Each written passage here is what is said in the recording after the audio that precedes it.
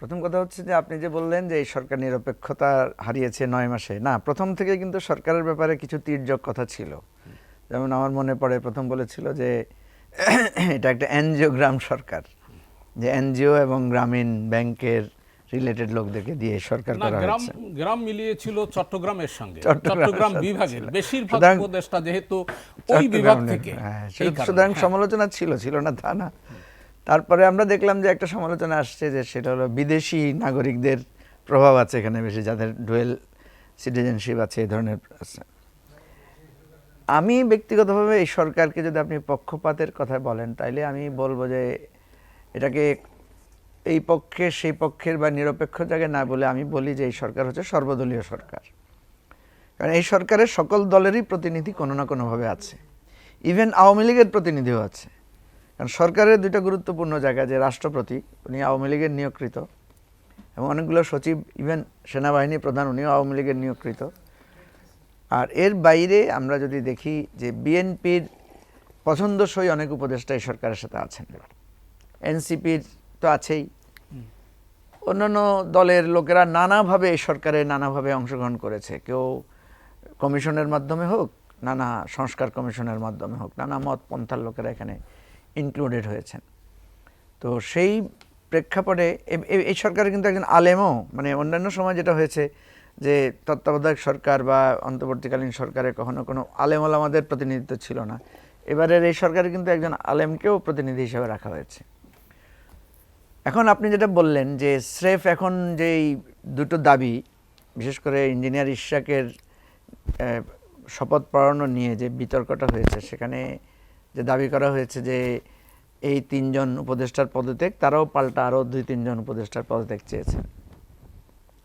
এটাকে আমি একটু স্রেফ একটু স্বার্থের দ্বন্দ্ব বা একটু বিভেদের বিশেষ প্রেক্ষাপটে একটা বিভেদ বলে আমি মনে করি। এটা আমার দৃষ্টিতে মনে হচ্ছে না এটা কাঙ্ক্ষিত না। মানে আমাদের দলীয় অবস্থান থেকে আমরা এটাকে সমর্থন করছি না। কেন করছি না? দেখেন যে দেশ একটা নাজুক একটা পরিস্থিতির মধ্য দিয়ে সরকার গঠিত হয়েছে। সরকারকে নানা রকম পরিস্থিতির মধ্য দিয়ে ভূমিকা পালন করতে হয়েছে। এখন কোনো একটা সিদ্ধান্ত আমার কাছে পছন্দ হতে পারে, কোনো একটা সিদ্ধান্ত আমার কাছে বিপক্ষে যেতে পারে, এবং এখানে যারা এই সরকারে যারা অংশগ্রহণ করেছেন এদের একটা বড় অংশ আছে যাদের একটা ভূমিকা আমরা অতীত গণতান্ত্রিক আন্দোলনে আমরা দেখেছি। কারো কারো হয়তো ভূমিকা ছিল না প্রকাশ্যে, কিন্তু দেশের অর্থনীতি, দেশের রাজনীতিতে, দেশের নানা ধরনের ডেভেলপমেন্টের কার্যক্রমে এদের অংশগ্রহণ ছিল। হ্যাঁ, একটা ছোট অংশ হয়তো আপনি বলতে পারেন যে তাদের ভূমিকাটা অত স্পষ্ট ছিল না। সবার ভূমিকা তো একই রকম হবে না। কারণ এখন ডক্টর ইউনূস তো আমাদের এই আন্দোলনে উনি রাজপথে আমাদের সাথে কখনো সংহতি জানান নাই, কিন্তু শেষের দিকে তো উনি আমাদের সাথে সংহতি জানিয়েছেন।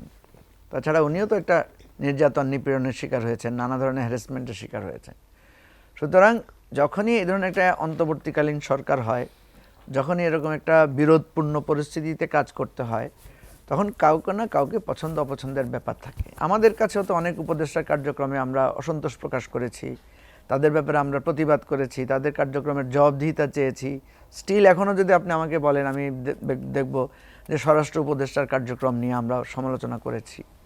তারপরে আরও কিছু উপদেষ্টার কিছু বিষয় এসেছে যে এই বিষয়গুলো নিয়ে প্রশ্ন সৃষ্টি হয়েছে, সেগুলো নিয়ে আমরা কথা বলেছি। কোনো কোনো উপদেষ্টা তাদের ভূমিকা সংশোধনও করেছেন। এখন প্রশ্ন হচ্ছে যে আমরা যদি এখন একে অপরের পদত্যাগ চাই, তাহলে কিন্তু অ্যাকচুয়ালি সরকার নিজেই একটা সরকার, আজকে আপনি তো জানেন আজকে টক অফ দি কান্ট্রি হচ্ছে যে সরকার আছে না নাই। একটা তো পরিস্থিতি হয়েছে যে আমাদের কাছে ফোন আসা শুরু করলো, যে কোর্ট থেকে ফোন আসা শুরু করলো যে ডক্টর ইউনূস নাকি রিজাইন করেছেন, এরকম একটা কথা এসেছে।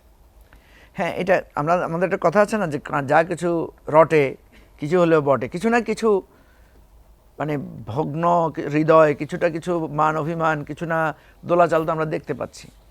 সেনাবাহিনী প্রধানের সাথে সরকারের যে একটা শীতল অবস্থা, যে এক ধরনের টানাপোড়েন আছে, এটা এখন হয়তো কেউ পাবলিকলি বলতে সাহস করছে না।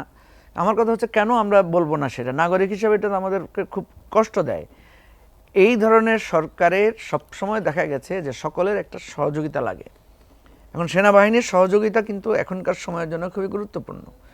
আমরা কিন্তু দল হিসাবে প্রথমে যখন চিফ অ্যাডভাইজারের সাথে দেখা করেছিলাম, তখন আমি বলেছিলাম যে অতীতে সকল টেম্পোরারি গভর্নমেন্ট কিন্তু সেনাবাহিনীর একটা সহযোগিতা নিয়ে আইন শৃঙ্খলা পরিস্থিতিটাকে একটা উন্নতি করা হয়, কিন্তু ডক্টর ইউনূস এটা করেন নাই। ওনাকে আমরা বলেছিলাম যে আপনি এটা নেন, উনি যেটা করেছেন সেটা হচ্ছে সেনাবাহিনীকে উনি ম্যাজিস্ট্রেসি পাওয়ার দিয়েছেন, কিন্তু আমরা দেখি যে সেনাবাহিনী ম্যাজিস্ট্রেসি পাওয়ার কিন্তু অ্যাপ্লাই করছে না সেভাবে। না করার কারণে যেটা হয়েছে দেখেন, এখনও আপনি দাবি দাওয়া তারপরে নানা ধরনের বিশৃঙ্খলা এখনও কিন্তু বিরাজ করছে। বিএনপি নিষেধাজ্ঞা দেওয়ার পরও কেউ মানছে না। হ্যাঁ, তারপরে নানা ধরনের বহিষ্কারের ঘটনা তো আমরা দেখতেই পাচ্ছি।